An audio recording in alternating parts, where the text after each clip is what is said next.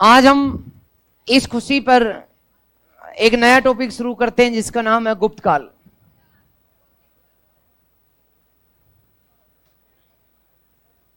और इसका टाइमिंग है 300 ईस्वी से लेकर 550 ईस्वी तक।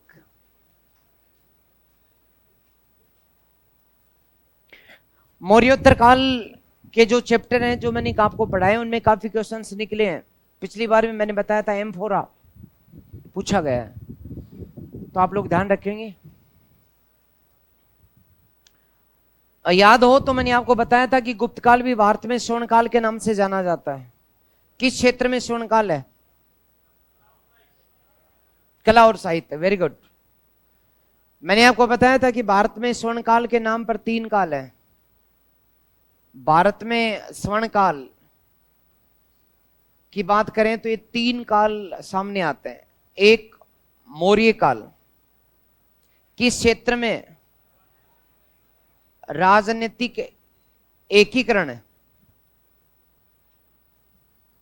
एवं प्रशासनिक केंद्रीकरण के रूप में। इस रूप में कौन सा काल है? मौर्य काल स्वर्ण काल है। यदि हम बात करें व्यापार वाणिज्य के क्षेत्र की तो उसमें कौन सा काल है? व्यापार वाणिज्य एवं आर्थिक विकास एवं तीसरा कला विज्ञान एवं साहित्य के क्षेत्र में कौन सा काल स्वर्ण काल है? बताओ। तो ये तो काल कौन सा है दोस्तों? मौर्योत्तर काल। और यहां पर कौन सा है दोस्तों? गुप्त काल। चूंकि ये बात मैं पहले बता चुका आपको, नहीं सिर्फ बता चुका बल्कि ये तो पढ़ा भी चुका, ये भी पढ़ा चुका और ये पढ़ाने जा रहा हूं। इसलिए प्राचीन भारत में यहीं से सबसे ज्यादा क्वेश्चंस निकलते हैं। प्राचीन क्या, भारतीय इतिहास के जीके में जैन धर्म, बौद्ध धर्म, महाजनपद काल, मौर्य काल, मौर्योत्तर काल और गुप्त काल, ये महत्वपूर्ण है। और इसके अलावा एक और टॉपिक महत्वपूर्ण बच गया जिसका नाम है वैदिक काल। ये वैदिक काल का टॉपिक अपन कर लेंगे तो इसके बाद में जो है प्राचीन भारत में से कोई भी क्वेश्चन बाहर से नहीं आएगा, ये तय हो गया। अब आप ये चैप्टर पढ़ लेते हैं, इसके बाद जो आप कहेंगे, या तो अपन वैदिक काल करके प्राचीन भारत का टंटा मेट लेते हैं तो प्राचीन भारत के नाम से कुछ बचे ही नहीं, और आप कहो कि साहब हमें तो 1857 राष्ट्रीय आंदोलन पढ़ा दो, सर्वाधिक प्रश्न आते हैं, तो मैं तो वहां चल चलूंगा। जैसे आपकी इच्छा।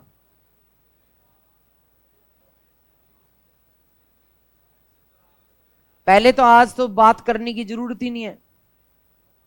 आज तो देखो कितनी सुनहरी हेडिंग डली हुई है जिसका नाम है गुप्त काल। तो आज तो चर्चा का विषय ही नहीं है। आज तो आपको अपनी कॉपी में हेडिंग डालने की जरूरत है, तो उम्मीद है कि आपने हेडिंग डाल दी होगी। नहीं डाल दी तो, और ये सबको पता ही है क्योंकि मैं पहले लिखा चुका। जिसको नहीं पता वो चाहे तो लिख दे, और पता है तो लापता ना हो, उसे पता रहना ही चाहिए। क्यों मैडम, पता है या लापता हो? लापता है तो पता करो फटाफट।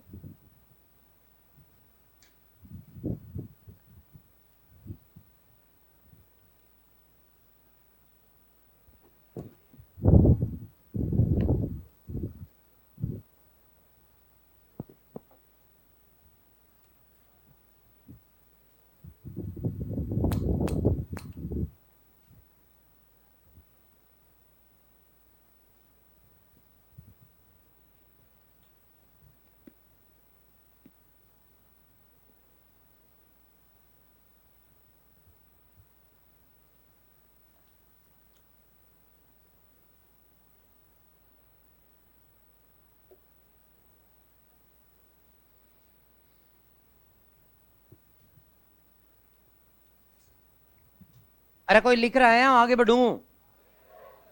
चलो तो फिर आगे लिखते हैं। तो पहले बोला था ना, बोलते तो हो नहीं। जब तो ऐसे व्यवहार किया जाता है कि जैसे तो क्लास में जेठ जी बैठे हैं। बताओ वर्तमान में सेठ जी जो नाम है उसका सही शब्द क्या है?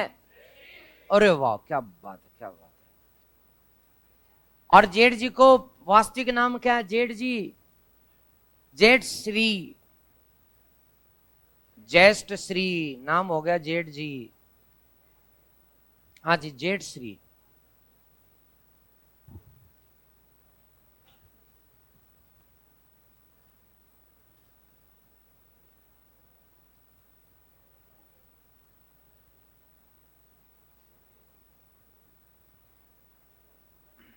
मेरे इन शब्दों का प्रयोग आप आराम से घर पे कर सकते हो। घर वालों को सिखाओ, जिनका ब्याह हो गया वो अपने ससुराल में सिखाए, तो उनको भी पता लगेगा कि सच में आरएस की एसआई की पढ़ाई कर रही हैं, शब्दों का पता लग रहा है जी। क्या नहीं हुआ? अच्छा, जिनका नहीं हुआ वो भी मौखिक ट्राई शुरू कर दें।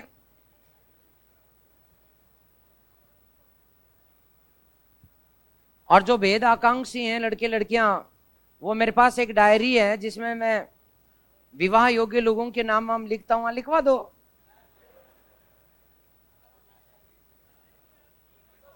हाँ, अरे लिख दूंगा बेटा, लिख दूंगा। अभी थोड़ी ना, अभी तो पढ़ाई करनी है। आप भी बात करते हो। हाँ, तेरा नाम सबसे पहले ऊपर होगा। हैं? लगभग 100 से ऊपर जा रहे हैं। तेरी योग्य बता दूं तो टेंशन क्यों लेती है? एकदम योग्य। लाल डायरी नहीं है बावड़ी, अपनी डायरी पीली है जो हाथ पीले कराती है।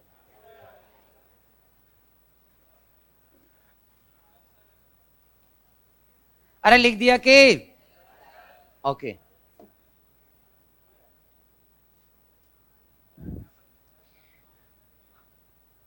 बात ये है कि टॉपिक गुप्तकाल वाला थोड़ा सा लंबा भी है, बड़ा भी है, क्वेश्चंस भी ठीक ठाक आते हैं, तो इंटरेस्ट लेना, मजे आ जाएंगे।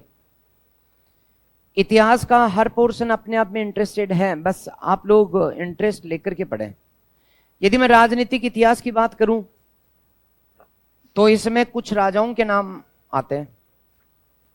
बोले तो सबसे पहला शासक कौन है? श्रीगुप्त। इसे संस्थापक कहा जाता है। या इसका टाइमिंग लिख दूं मैं? बताओ समय 275 से लेकर के 300 ईस्वी तक इसे संस्थापक कहा जाता है।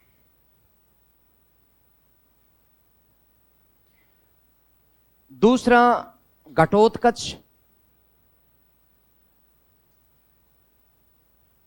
इसका समय 300 से लेकर 319 तक, कुछ खास है नहीं। तीसरा है चंद्रगुप्त प्रथम, इसका समय 319 से 335 तक, इसे वास्तविक संस्थापक कहा जाता है।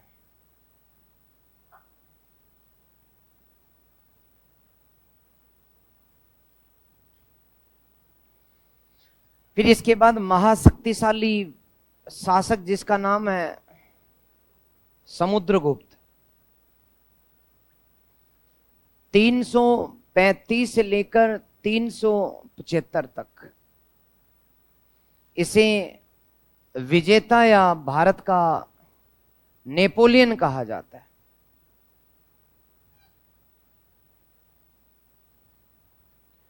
फिर इसका बेटा रामगुप्त, रामगुप्त 375 से लेकर के 380 तक, ये कमजोर शासक। अगला चंद्रगुप्त सेकंड, 380 से 415 तक। इस समय चीनी यात्री फायान ने यात्रा की। चीनी यात्री फायान ने भारत यात्रा की।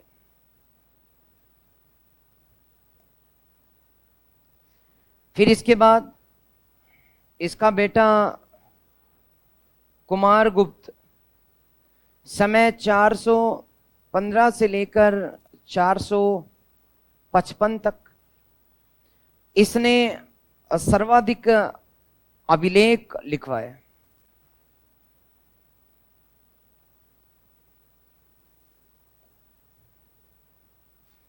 इसके बाद इसका बेटा स्कंदगुप्त 455 से लेकर 467 तक हुणों को या हुणों के आक्रमण को असफल किया। इसके बाद दोस्तों अंतिम शासक कौन था? कुमारगुप्त। कुमारगुप्त तृतीय, इसे अंतिम गुप्त शासक कहा जाता है। ये खेल है इनका, तो उतार दो फटाफट। इन्हीं पर बात करेंगे अगले 4-5 दिन। 5 दिन तो पक्का ही पक्का।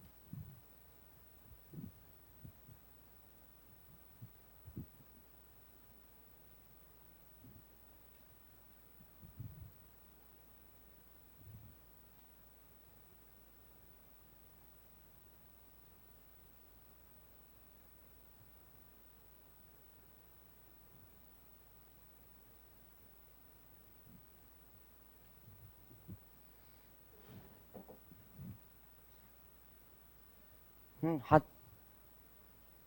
हाँ जी।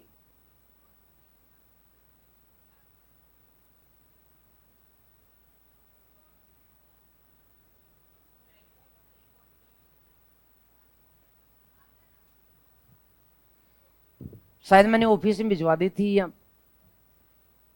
नहीं है तो बेटा मैं शायद यहीं छोड़ गया था उसको। मैं पता करता हूं। बात तो आई थी, अनाउंस भी किया था, लेकिन मैं नहीं ले गया उसको, मैं छोड़ गया यहीं। मैंने सोचा कोई स्टूडेंट ने शैतानी की है तो अपन क्यों शिकार बने। मुझे नहीं पता कि तेरी कारस्तानी थी।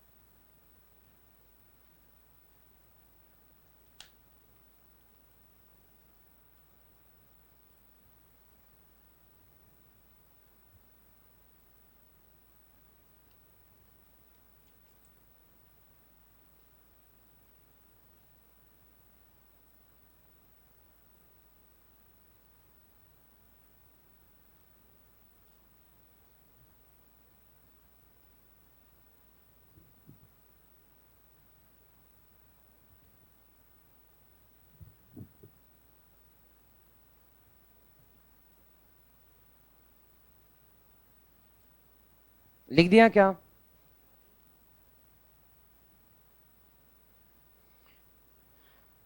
स्पीड को धीमी मत रखो भाई। आपने लिख दिया, लेकिन कुछ तो मेरे जैसे बैठे हैं। क्यों मैडम, आप होशियार हो गए? Very good. आगे आगे वाले भी होशियार होते जा रहे हैं, पीछे पीछे वाले तो होशियार थे ही शुरू से।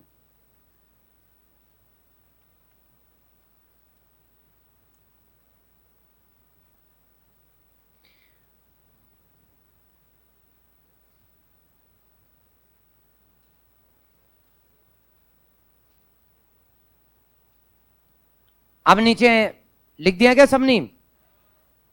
नहीं तो फिर फटाफट लिखो।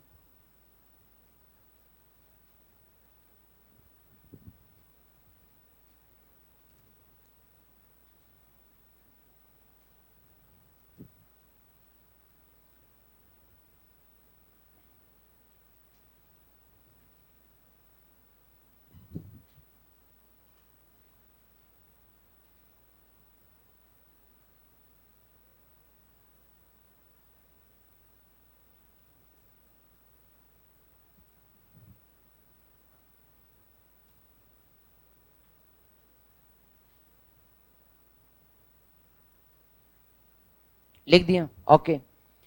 अब दोस्तों सबसे पहली बात ये आती है कि गुप्त कौन थे? कौन थे? तू बता। ये मत कहना कि सर मैं तो गुप्त नहीं थी, बाकी मुझे पता नहीं। तू बता दे। तो अपने इतिहास में चारों बातें कि अचानक हम देखते हैं कि गुप्त भारत के एक विकेंद्रीकृत क्षेत्र में अचानक प्रकट होते हैं और पूरे भारत पर अपने सत्ता स्थापित कर लेते हैं। अचानक ही आए, कहां से आए, कौन थे, पता नहीं है। अनेक विद्वान इनके बारे में अनुमान लगाते हैं। जैसे काशी प्रसाद जायसवाल ने, तो सबसे पहले मैं बात कर रहा हूं काशी प्रसाद जायसवाल। ये बड़े विद्वान हैं, इतिहासकार हैं। ये कहते हैं कि गुप्त जो है, गुप्त ये शूद्र बताता है। ये गुप्तों को शूद्र बताया। और क्यों बताया? इसके पीछे इसके पास दो आधार हैं।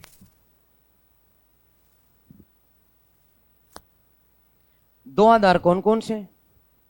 एक है, एक लेखिका गुप्तकाल की, नाम है उसका वज्जिका। लेखिका है, लेखक नहीं है। इस वज्जिका की पुस्तक का नाम है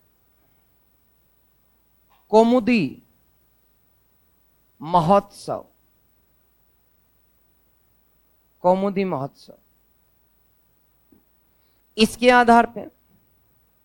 और दूसरा, एक और लेखक हैं जिनका नाम है चंद्र गोमिन। इसकी रचना का नाम है चांद्र व्याकरण। इन दोनों में शूद्र कहा गया। इस वज्जिका के कौमुदी महोत्सव के अनुसार मगध का एक राजा था, मगध का, मगध राज, जिसकी कोई संतान नहीं थी। नाम था सुंदर वर्मा। कैसा वर्मा? सुंदर वर्मा। तो ये सुंदर वर्मा की संतान नहीं थी, तो वो पंजाब के क्षेत्र में गया था एक बार, पंजाब के इलाके में। और वहां उसने निसंतान होने के कारण एक सुंदर संतान गोद ले ली। ये निसंतान था और उसने पंजाब से एक चंडसेन नामक बालक को गोद लिया था। और चंडसेन जो था वो कारस्कार या जट बताया गया। जाट, पंजाबी जाट, जट। तो इस आधार पे वज्जिका के कौमुदी महोत्सव के आधार पर चंडसेन जो था वो जट था, जाट था। और चूंकि गुप्त काल में जाटों को, बोले तो किसानों को, शूद्रों में शामिल किया गया था, तो इस आधार पे काश्तकार या कारस्कार के आधार पर इसे जट कहा गया, जाट कहा गया। यहां पर वज्जिका का जो नाटक है कौमुदी महोत्सव, इसके बारे में भी सुन लो। आजकल तो हम लोग जो है ना वो अंधेर नगरी चौपट राजा वाली स्थिति में है, विदेशी चीज को अपना रहे हैं, भारतीय चीजों को भूल रहे हैं। पहले हमारे यहां जो सिस्टम था, उस समय एक बसंत पंचमी का अवसर आता था। बसंत पंचमी आजकल तो लगभग बंद सा हो गया। किस रूप में मनाया जाता था बताओ? आजकल जिसे तुम 14 फरवरी को मनाते हो, वैलेंटाइन डे, वो पहले मनाया जाता था बसंत पंचमी को। और आजकल तो वो टोपी टापी दे दवा करके काम चला लेते हैं। फूल फाल का महत्व हो गया, rose day, toffee day, hug day, जो भी। लेकिन पहले ऐसा नहीं होता था, फाइनल होता था पहले। यानी लड़का लड़की जाते थे, उनका बाकायदा मेला बढ़ता था, पंजीकरण होता था, और उसमें वर वधू जोड़े सिलेक्ट होते थे, बाहर आकर के ब्याह हो जाता था। आजकल की तरह टाइम पास सिस्टम नहीं था, ये विदेशी कल्चर है। उसका नाम था, जब बसंत पंचमी को किशोर और किशोरियों का जो मेला बढ़ता था, जो सम्मेलन होता था, उसको कौमुदी महोत्सव कहा जाता था। कौमुदी महोत्सव, उत्सव, कौमुदी उत्सव, किशोर उत्सव जिसका नाम है। तो इसमें इसने बताया कि वो बहुत सुंदर था, और वो भी इस मेले में आया था। कौन? चंडसेन। बट वो कारस्कार था, वो जट था। दूसरा है चंद्रगोमिन। इसकी व्याकरण की किताब है जिसका नाम है चांद्र व्याकरण। इसमें भी वो कहते हैं कि पक्का जाट था। तो यहां पर भी, इसमें भी चंद्रगुप्त प्रथम को पंजाब का जट बताया गया। ठीक है जी, फटाफट उतारो नंबर 1, फटाफट उतारो। स्पीड मेंटेन रहनी चाहिए, आनंद आ जाएगा। चैप्टर बहुत अच्छा है। इतिहास के पन्ने अपन उल्टेंगे तो बहुत कुछ समझ में आएगा।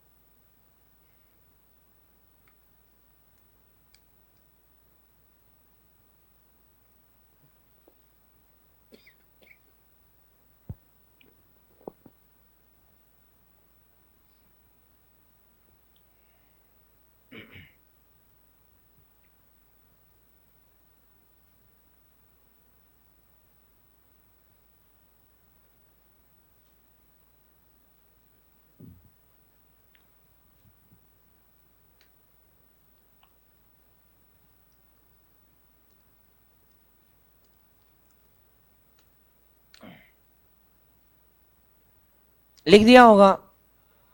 ओके जी। अब बात करेंगे दूसरी।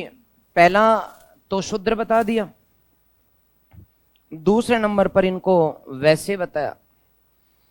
तो वैसे बताने वाले कौन है, वैसे थे ये बात कहने वाले कौन है? एक तो दोस्तों एलेन, ये विदेशी लोग हैं, एवं विदेशी हैं दोनों ही, अल्तेयर, इन दोनों ने इनको वैसे बताया। और इन्होंने किस आधार पे बताया? आपके क्लास में ब्राह्मण है क्या? कोई भी शर्मा लगाते हो? लगाते हो क्या? कौन से ग्रंथ में ऐसा लिखा हुआ कि ब्राह्मण शर्मा लगाएंगे?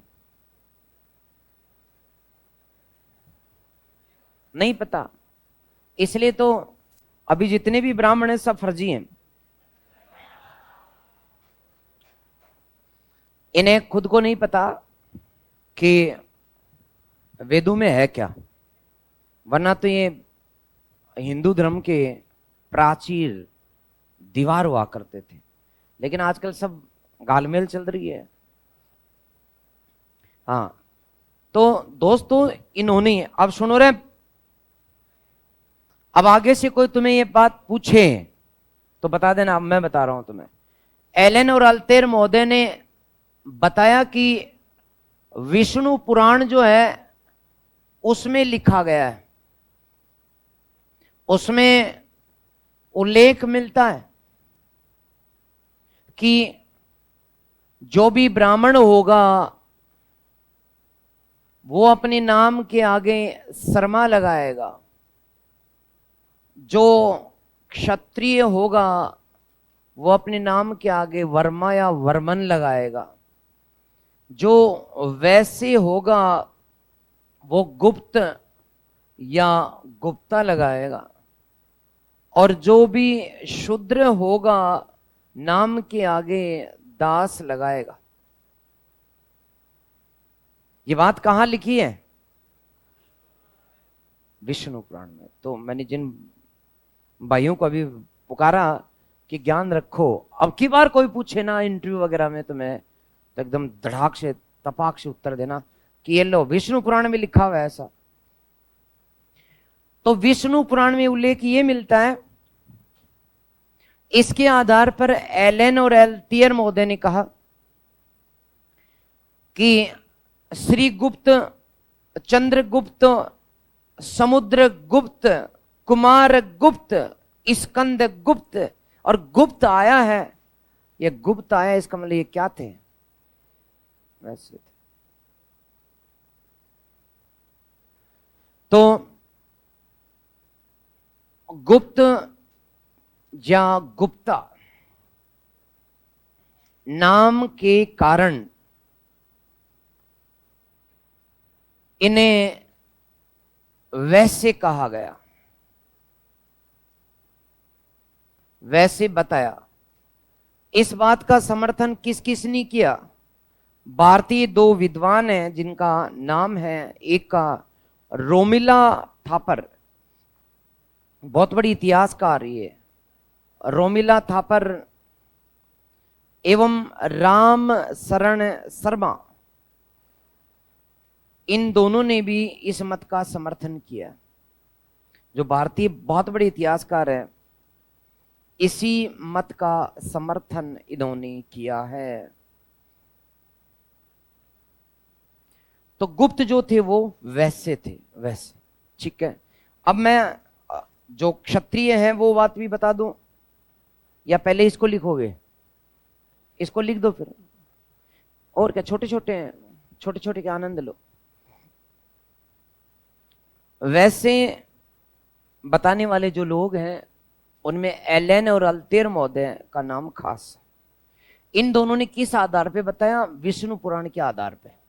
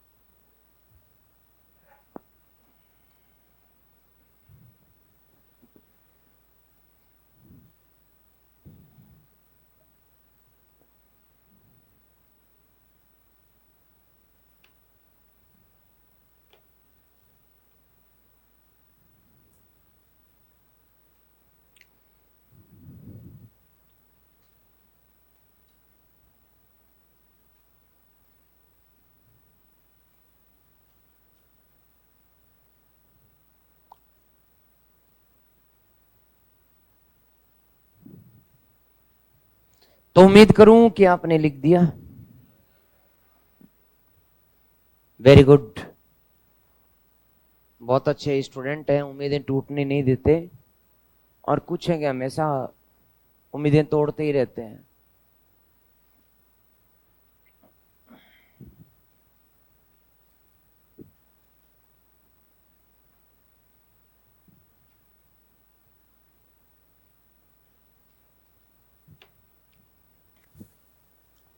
तो साहब दो तो हो गए, अब तीसरा क्षत्रिय बताने वाले कौन है? तो क्षत्रिय मत देने वाले जो लोग हैं, मेरे साथ साथ बाकी भी लिख देना, बता दूंगा मैं।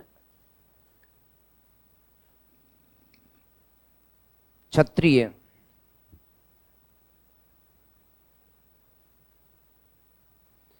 ये मत बताने वाले जो विद्वान हैं, उनमें एक तो राजस्थान के विद्वान है, इतिहासकार गौरी शंकर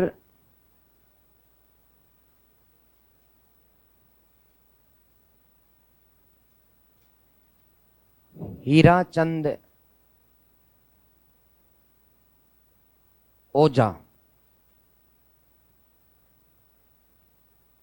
गौरी शंकर हीराचंद ओझा, इनके साथ साथ आरसी मजूमदार, इनके साथ साथ सुधाकर चट्टोपाध्याय,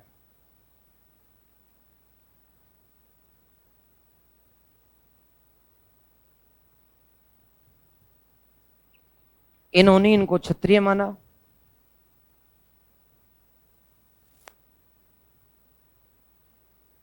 और आधार क्या दिया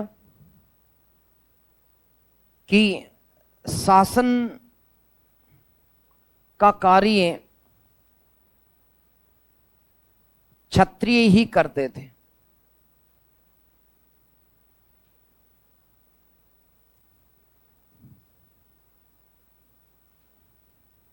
बस इतना बहुत है क्षत्रिय में।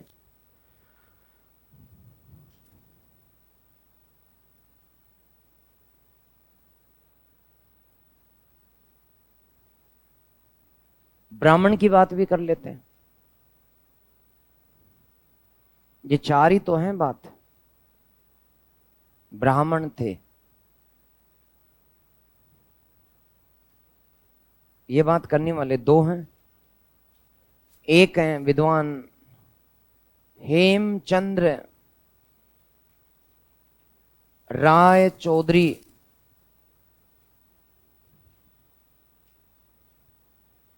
दूसरे हैं डॉक्टर दशरथ शर्मा।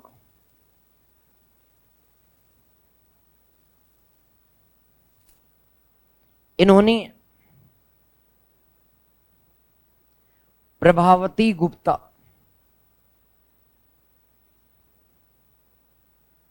के पुनः ताम्रपत्र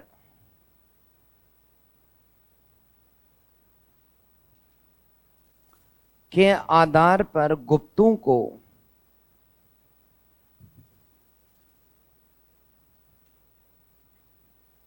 धरण गोत्रीय ब्राह्मण बताया।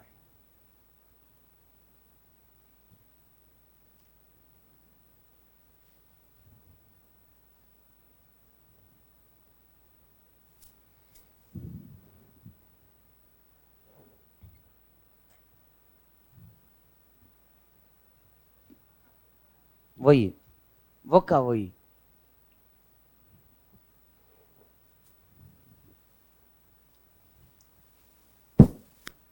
अच्छी बात है ये कि आप लोग जोड़ करके पढ़ रहे हो चीजों को।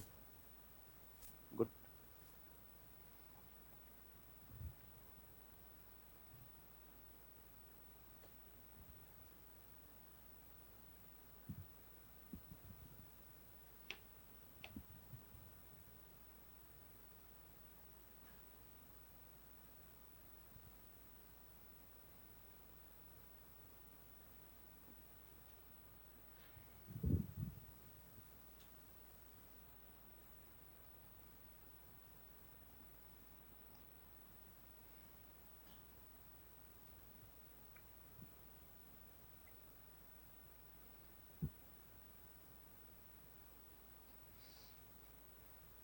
तुम एग्जाम कोई भी देना रहे, परीक्षा में प्रश्न इससे बाहर नहीं आएंगे, अपन इतना पढ़ लेंगे। कुल मिला के बात ये है, और कितना इंटरेस्टेड चीज है। एक एक करके दोबारा देख लो चारों को। सबसे पहले वैसे बताने वाले कौन है?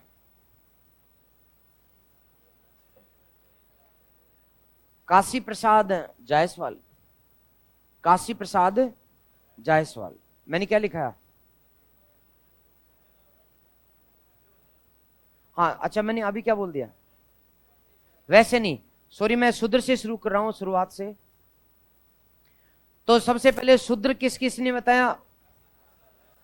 काशी प्रसाद जायसवाल ने। यहां दोस्तों एक बात और आप लोग समझ लेना कि काशी प्रसाद जायसवाल जो है उनको केपी जायसवाल भी कहते हैं। केपी जायसवाल भी लिखा होता है कई बार उनके नाम के साथ। तो वो तो आप समझ गए कि बात एक ही है। तो इससे पहले मैंने आपको ये बताया था, काशी प्रसाद जायसवाल ने गुप्तों को शूद्र बताया। आधार दो हैं।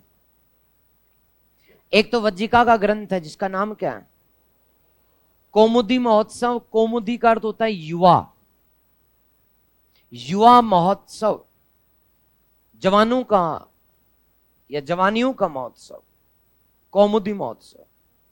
उसमें इसने बताया कि वो मगधराज का गोद का बेटा था, नाम था चंडसेन, जिसे बाद में चंद्रसेन, चंद्रगुप्त कहा गया।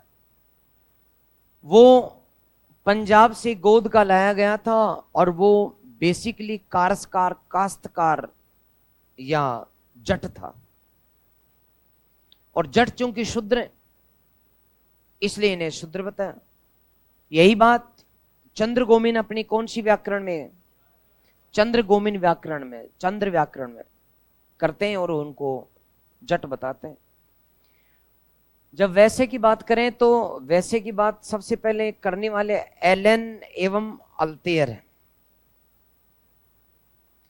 एलन और अल्तेयर ने विष्णु पुराण के आधार पर बताया, विष्णु पुराण के आधार पर बताया कि विष्णु पुराण में लिखा है कि ब्राह्मण अपने नाम के आगे श्रमा लगाएंगे, क्षत्रिय अपने नाम के आगे वर्मा लगाएंगे, और वैश्य अपने नाम के आगे गुप्त या गुप्ता लगाएंगे, और दास अपने नाम के आगे, सॉरी, शूद्र अपने नाम के आगे दास लगा।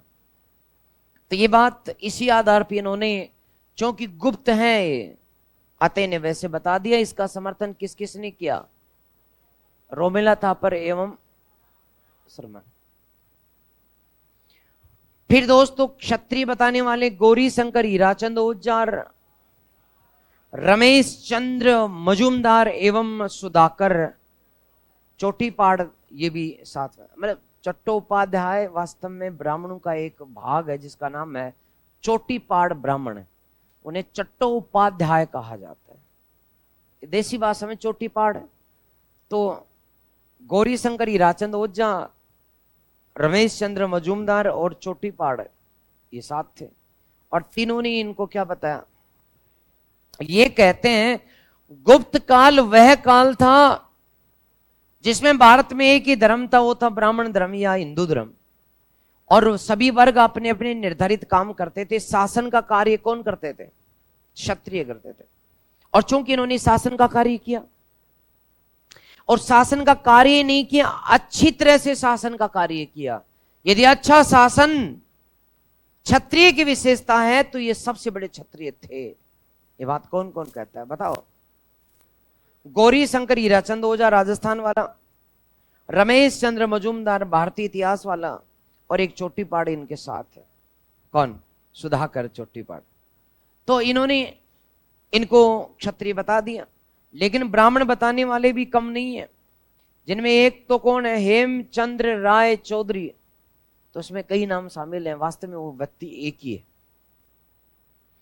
और राजस्थान के इतिहासकार डॉक्टर दशरथ शर्मा, इन्होंने प्रभावती गुप्ता के ताम्रपत्र, पूना ताम्रपत्र के आधार पर बताया, जिसमें प्रभावती गुप्ता खुद को धरण गोत्रीय कहती है कि मैं धरण गोत्र की हूं और ब्राह्मण परिवार में ब्याही गई हूं, तो इसका मतलब ये ब्राह्मण द्रण गोत्र के ब्राह्मण थे और ब्राह्मण परिवार में इसका विवाह रुद्र सेन के साथ हुआ था। तो इस प्रकार इनका ये वंश निर्धारण हुआ। अब एक एक करके शासक पढ़ लेते हैं अपन। सबसे पहले कौन सा शासक है, तो डाल दो हेडिंग श्रीगुप्त के।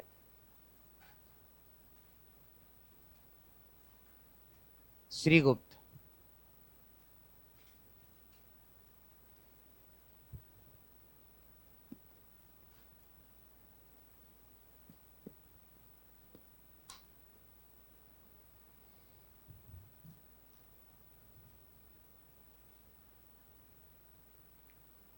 तो ध्यान से सुन लें,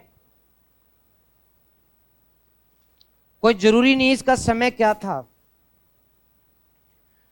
एक जगह इसका समय 275 ईस्वी से लेकर के 300 ईस्वी भी मिलता है।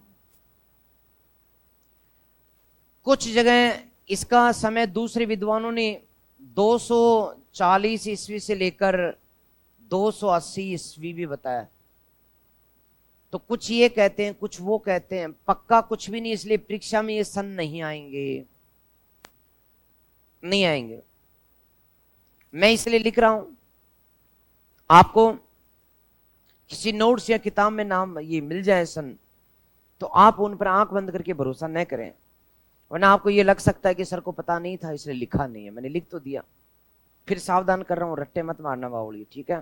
हाँ, इसकी खास बात क्या क्या है? इसकी खास बात एक तो ये है, क्योंकि ये पहला शक्तिशाली शासक था, इसलिए इसे गुप्तों का संस्थापक कहा जाता है। तो गुप्त वंश का वास्तविक संस्थापक नहीं, संस्थापक कहा जाता है। दूसरी बात, चीनी यात्री जो बाद में भारत आया था, नहीं बाद में आया था, इत्सिंग, इत्सिंग वो कहता है मेरे से बहुत समय पहले एक चीनी यात्री आया था जिसका नाम था हुइशेन। ये चाइनीज नाम है दोस्तों। तो चाइनीज नाम, उसने कहा कि इत्सिंग कहता है कि मेरे से पूर्व पहले हुइसिन हुइसिन चीनी यात्री आया था। उसके समय मगध का राजा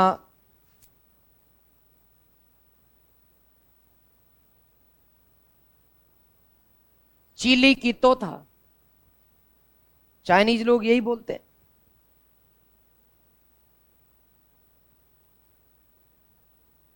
चिली कीतो जी। नरेंद्र मोदी का नाम पीली बोतो है, वहां की भाषा में वो पीली बोतो। आपको याद हो तो जालोर में जो भीनमाल है उसे पीली मोलो, ऐसे ही बोलते हैं, ऐसे ही बोलते हैं, क्योंकि उनकी भाषा पक्षियों से मिलती है। चिड़िया को चहचहाते देख लो, सुन लो, और चाइनीज व्यक्ति को बोलते हुए सुन लो, सेम लगते हैं। मैं तो कई बार सोचता हूं कि चिड़ियों की आवाज को रिकॉर्ड करके चाइनीज को सुना देनी चाहिए कि तुम जैसे बोलते हो शी जिनपिंग, वैसे तुम्हारी चिड़ियाएं पेड़ों पर बैठ करके गाती रहती हैं, तुम तो हमारी चिड़िया बनने के लायक भी नहीं हो। खैर, बता देंगे एक दिन, पहले आपका सिलेक्शन हो जाना चाहिए। तो चीनी यात्री सिंह कहते हैं कि मेरे से पहले ये गया था। कौन गया था? अजी नहीं, हुई सीन। उस समय मगध का राजा कौन था? चिल्ली कीतो। वो किसको कहते हैं चिल्ली कीतो? श्रीगुप्त को कहते हैं। ने ये चीनियों से बड़ा प्रेम करता था। चीनियों के लिए उसने मृग सिखावन मगध में बनवाया। मर्ग सिखावन जो था, मैं चीनी या चीनियों के लिए मर्ग सिखावन में एक मंदिर बनवाया।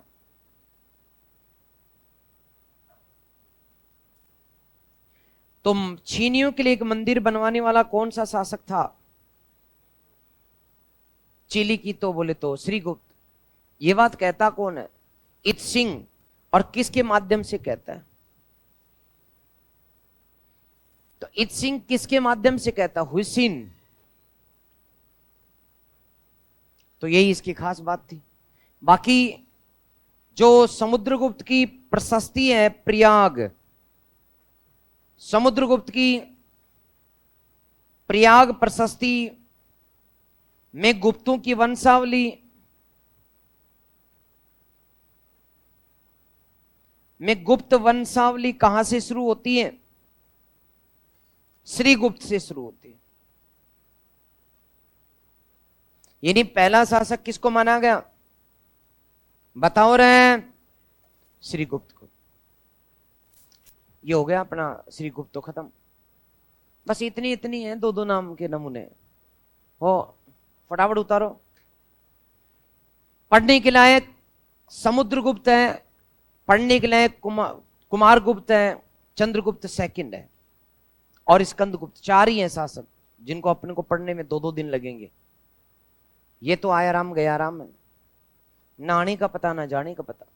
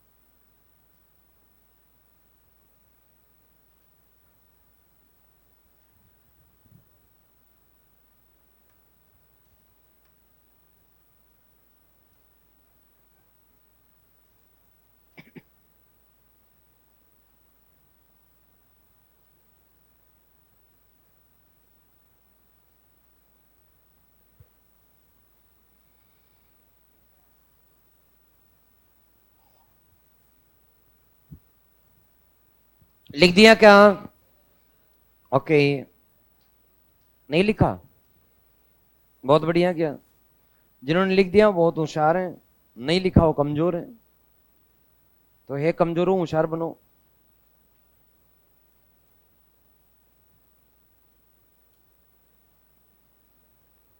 तो बताओ ये स्वतंत्र शासक था क्या श्रीगुप्त? नहीं, स्वतंत्र नहीं था। पहला स्वतंत्र शासक चंद्रगुप्त प्रथम था। तो ये स्वतंत्र शासक नहीं था दोस्तों। तो ये किसकी अधीनता स्वीकार करता था?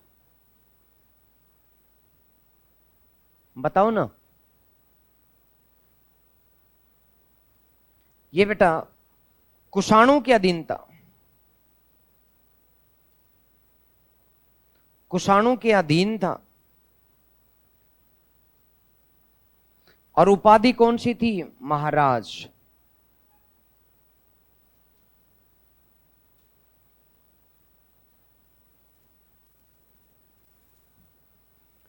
कुषाणों की अधीनता स्वीकार करता था, महाराज की इसने उपाधि ली। ये बात और जोड़ दो कि कुषाणों के अधीन था, महाराज की उपाधि ली।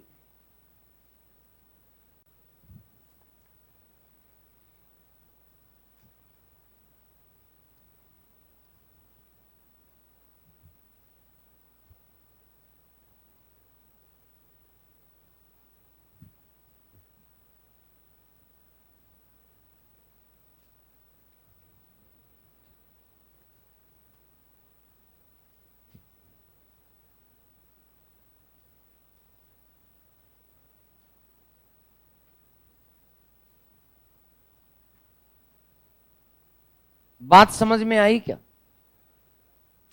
तो दोस्तों दूसरा और है, दूसरे का नाम क्या? घटोत्कच। इसमें कुछ भी खास नहीं है। इसका समय 300 से लेकर 319 तक, या एक स्थान पर 280 से लेकर 319 तक। ये दो दो तीन तीन टाइम है, फिक्स कोई भी नहीं है, कुछ भी फिक्स नहीं।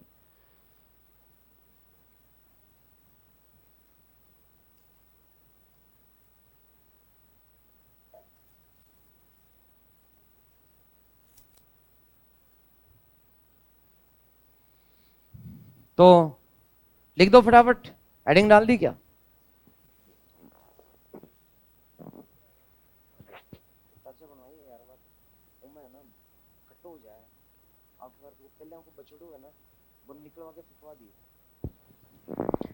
तो दोस्तों इसमें कुछ भी खास नहीं है, बस इतनी सी बात है कि ये भी स्वतंत्र तो था नहीं, ये भी महाराज ही था, और महाराज की उपाधि इसने ली थी। और दोस्तों कुषाणों का ये भी सामंत था, यानी कुषाण की अधीनता स्वीकार करता था।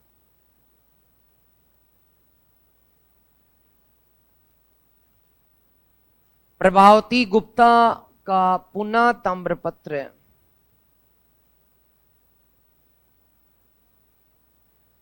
पुनः ताम्रपत्र में वंशावली घटोत्कच के साथ शुरू होती है।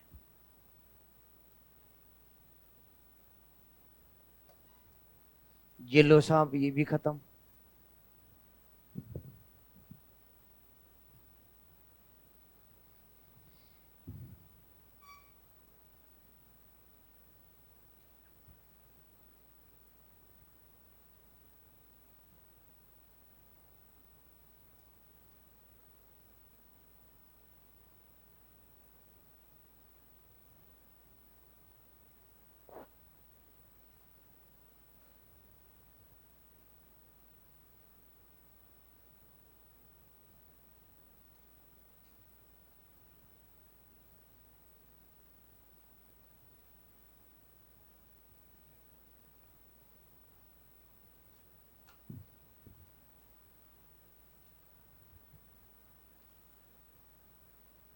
तो लिख दिया।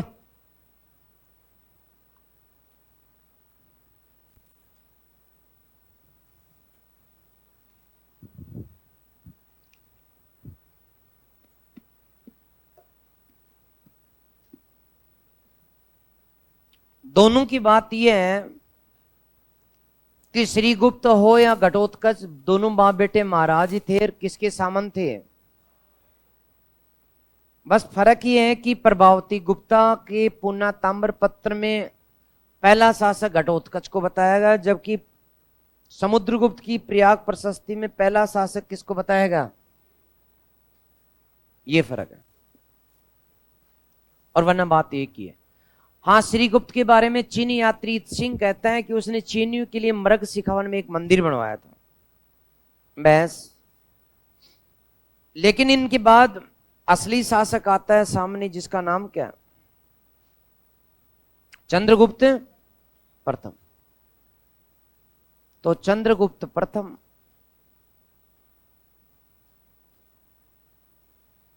इसने कौन सी उपाधि ली थी? महाराज धीराज।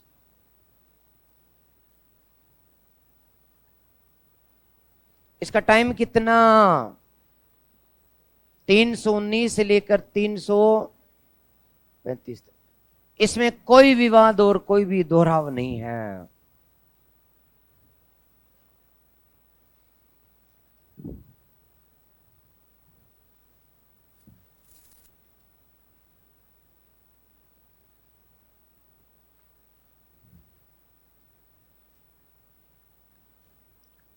कई बार क्या होता है दोस्तों, कई लोगों की जिंदगी जो है ना, वो अचानक बदल जाती है, बशर्ते कि कोई बदलने वाला होना चाहिए। चंद्रगुप्त के साथ भी कुछ ऐसा ही था। कैसा था? मैं आपको बताता हूं। मैंने चंद्रगुप्त प्रथम के बारे में आपको बताया था कि ये वास्तव में मगध के राजा की वास्तविक संतान नहीं, गोद का बेटा था। बताया था क्या? और इस चंद्रगुप्त का नाम चंडसेन या चंद्रगुप्त था। चंडसेन अभी नाम बताया था मैंने। इसे जाट, जट या शूद्र बताया गया, अभी कहा तो है मैंने, अरे थोड़ी देर पहले। तो दोस्तों,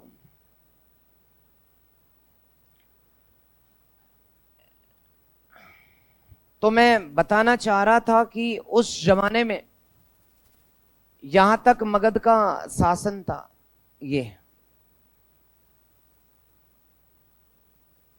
ये मगध, और मगध की राजधानी जो थी वो थी पाटलिपुत्र।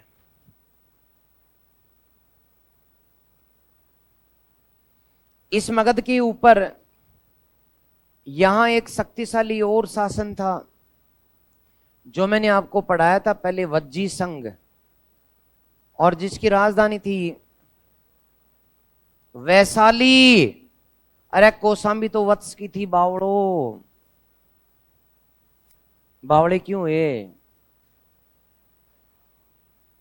तो बात ये थी कि मगध का राजा नाम था सुंदर वर्मा। मगध का शासक कौन है?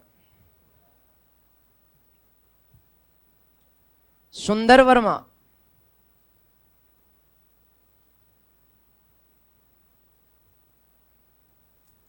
इधर वैशाली का राजा था, इस वैशाली का वज्जी संघ का, यहां का राजा था लिच्छवी वंश का। वंश कौन सा है इनका?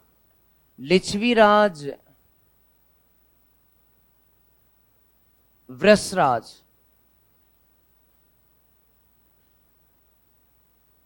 राजा का नाम है वृषराज, लिच्छवी गोत्र का। गोत्र लिच्छवी है, गोत्र लिच्छवी है इनका। और इस वृषराज के भी लड़का नहीं है, लड़की है। लड़की नाम है कुमार देवी। ये भी गजब की खूबसूरत थी। और मगध के राजा के ना लड़की ना लड़का, वो गोद लेकर के आया सुंदर चंडसेन को। तो अब फिल्म की पारी शुरू हो चुकी है, बिसात बिछ गई है, इधर लड़की और इधर लड़का। अब तो कहानी पूरी होगी, कहानी तो बनेगी भाई, जवानी है तो कहानी होगी। नहीं, वाह, तुम लोगों को तो बस बात उलझे। यहां दोस्तों जवान, मेरे शब्दों को जरा बौद्धिकता के तराजू में तोला करो। मैंने जवानी का मतलब युवावस्था कहा, गलत कहा। और युवाओं के महोत्सव हुआ करते थे जिनका नाम था कौमुदी महोत्सव, मैं उनकी बात कर रहा हूं। तुम तो हर शब्द को अपनी अंदाज में लेते हो। कौमुदी महोत्सव में ये गया था, कौन गया था? ये बात मैंने पहले भी बताई थी आपको। कौमुदी महोत्सव सीमा पर हुआ करता था, सीमा पर। सीमा लड़की का नाम नहीं, बॉर्डर की बात कर रहा हूं, बॉर्डर पर। एक बार इस महोत्सव की व्यवस्था वज्जी संघ की ओर से होती थी, दूसरी साल इसकी व्यवस्था मगध की तरफ से होती थी। इधर के प्राणी भी आते थे, इधर के बेचारे भी आते थे, बेचारियां भी जाते थे, सब आते जाते। तो ये कौमुदी महोत्सव होने जा रहा था। यहां के शासक का नाम कौन है? वसराज ने लिच्छवी लड़के लड़कियों की सही व्यवस्था वहां है या नहीं, अपमान तो नहीं हो रहा, इसलिए अपनी पुत्री को भेजा, बेटा गुप्त वेश में जाना और देखना कि मगध वालों ने अब की बार अच्छी व्यवस्था की या नहीं।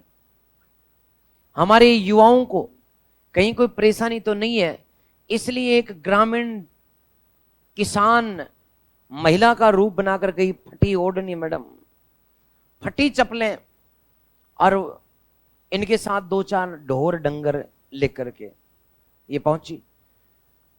गुप्त वेश में चंडसेन भी गया था कि मेरे कर्मचारियों ने ठीक तरह से काम किया नहीं। ये भी किसान का वेश बनाकर फटे कुर्ते के साथ,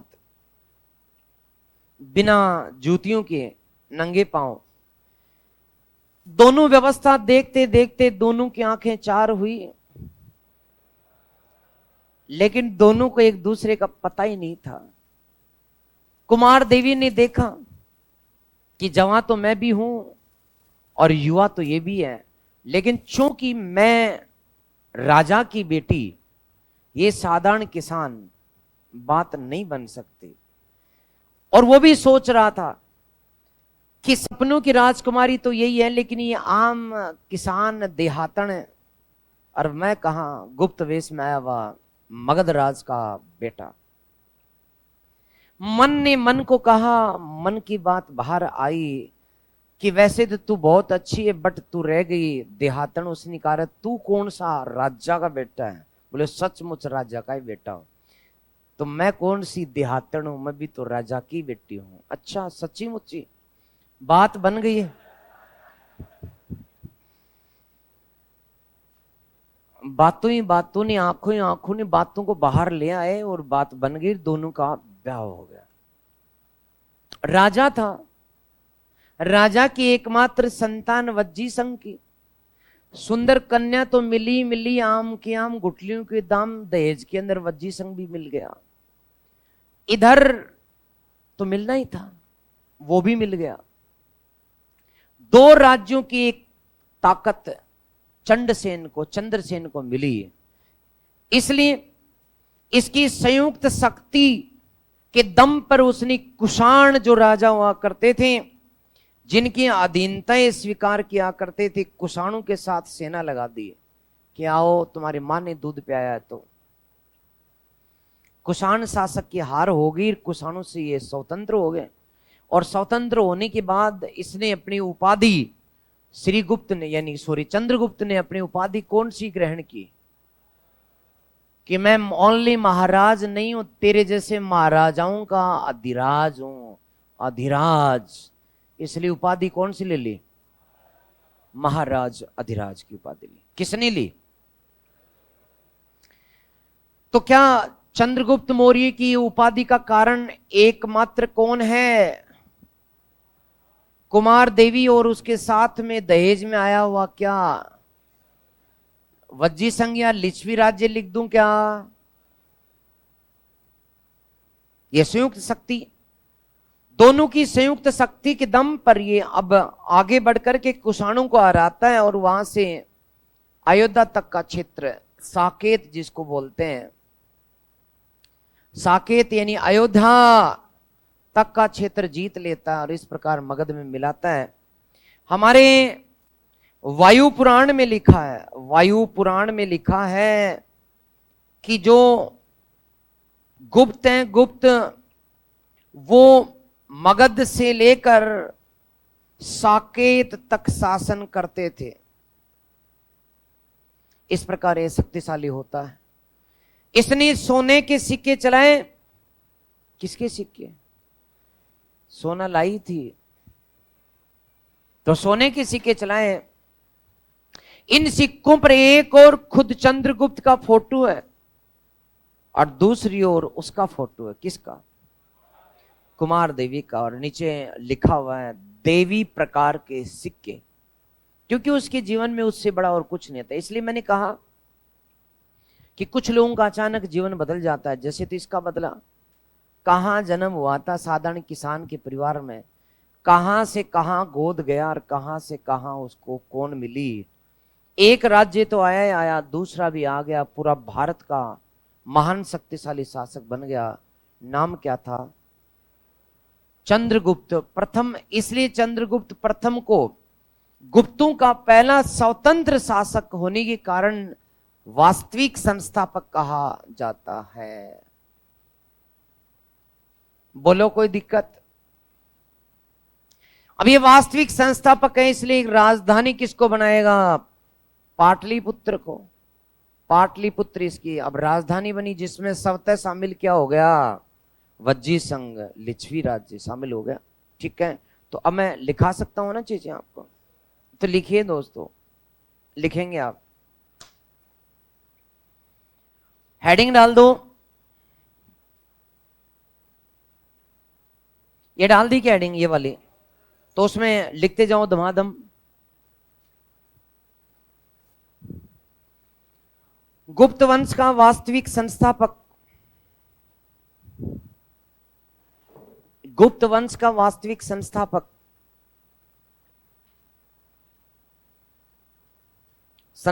था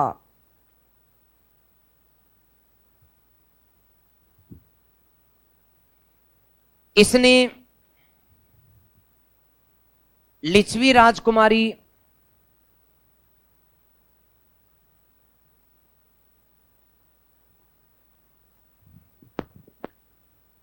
कुमार देवी,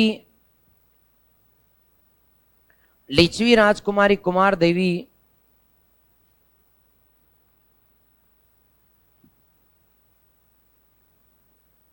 के साथ विवाह किया।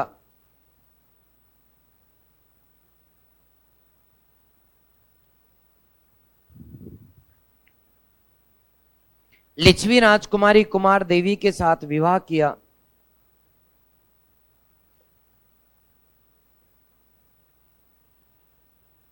इसके फल स्वरूप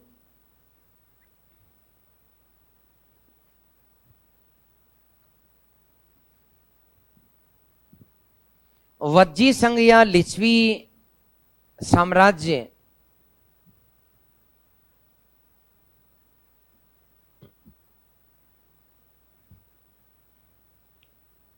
वज्जी संघ या लिच्छवी साम्राज्य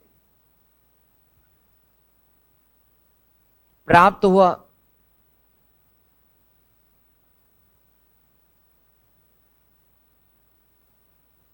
कुषाणों को हराकर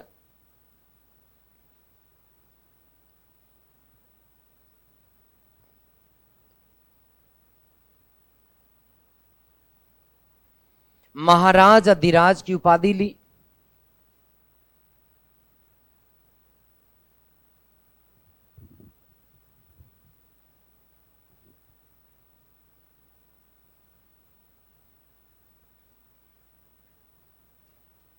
महाराज की उपाधि ली।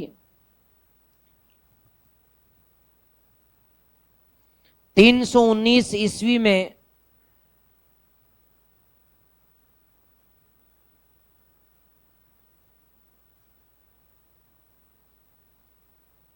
राज्याभिषेक के अवसर पर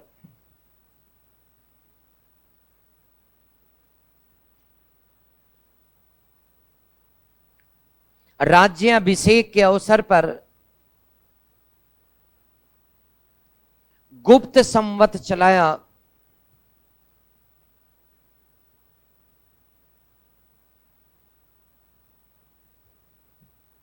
गुप्त संवत चलाया। आगे लिखे चंद्रगुप्त के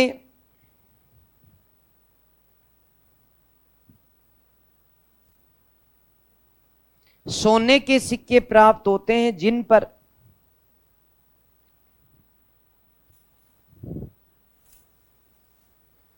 सोने के सिक्के प्राप्त होते हैं जिन पर एक और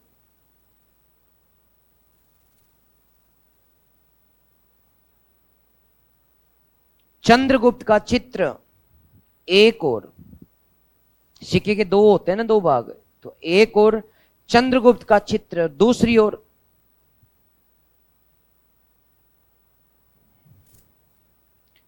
ओर कुमार देवी का चित्र मिलता है।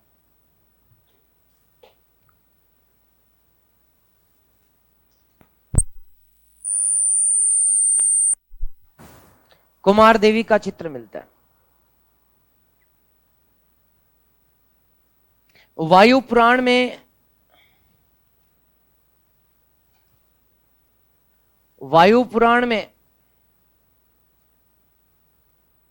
उल्लेख मिलता है कि वायु पुराण में उल्लेख मिलता है कि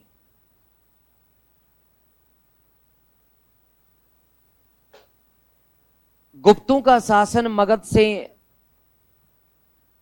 वायु पुराण में उल्लेख मिलता है कि गुप्तों का शासन मगध से साकेत तक प्रचलित था।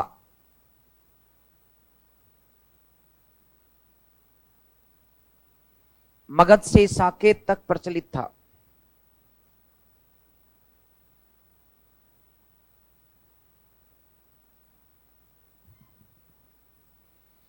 तो ये तो मैंने सारी बात आपको बता दी, नहीं बताई क्या?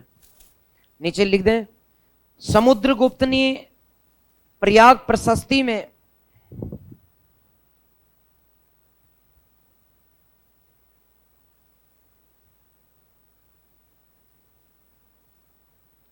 स्वयं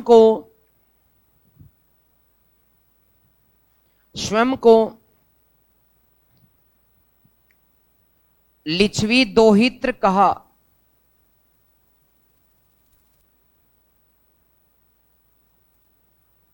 लिच्छवी दोहित्र कहा, यानी लिच्छवियों का दोहिता, यानी इसका मतलब उसकी मां लिच्छवियों की राजकुमारी थी, दोहित्र का। ओके, तो आज मैंने आपको कुछ पढ़ाया था क्या? क्या पढ़ाया बताओ?